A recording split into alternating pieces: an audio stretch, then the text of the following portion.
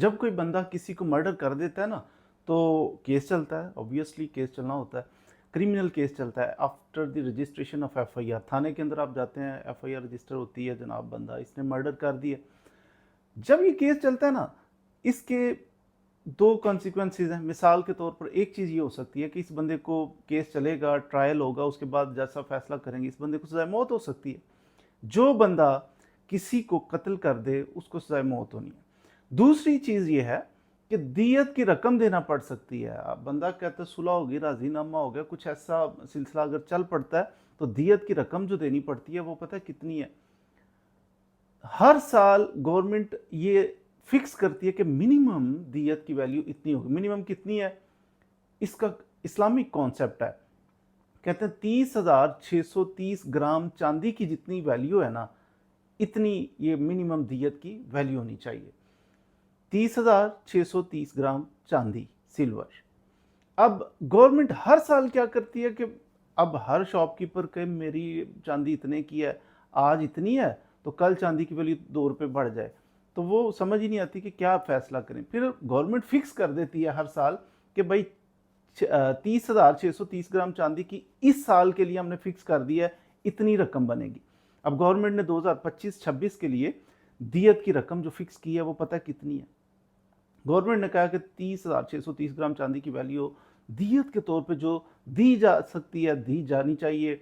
जो बंदा मर्डर हुआ है उसके वरसा को, वो बनती है जनाब 98 लाख रुपया।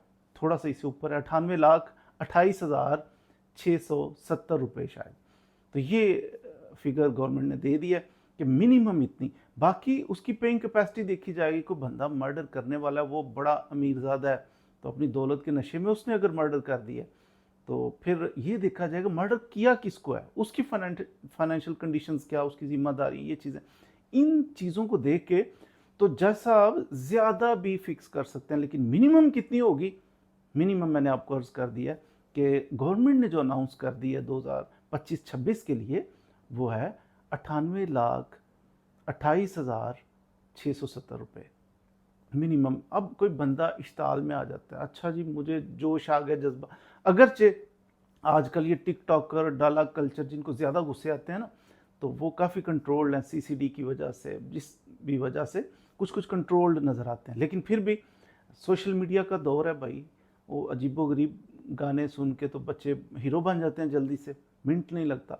और इसी हीरो बनने के चक्कर में बाज़ दफ़ा जी मैं तो डॉन होता हूँ, और डॉन बनने के चक्कर में किसी को मर्डर कर देते हैं। लेकिन याद रखिएगा तकरीबन 1 करोड़ रुपया आपके वालिद साहब को देना पड़ सकता है। अब 1 करोड़ रुपया देना पड़ेगा तो ये मेरा ख्याल है कि एक मिडिल क्लास आदमी के लिए आसान नहीं होगा।